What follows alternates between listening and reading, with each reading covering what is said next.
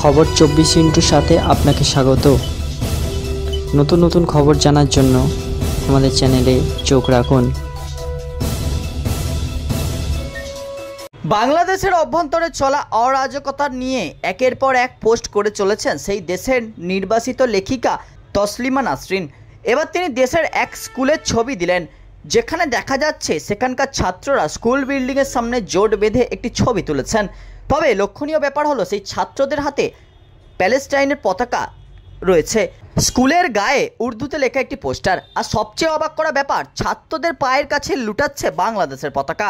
তসলিমা সেই ছবি শেয়ার করে লিখলেন, মনে হচ্ছে সিরিয়ার কোনো স্কুলের ছবি।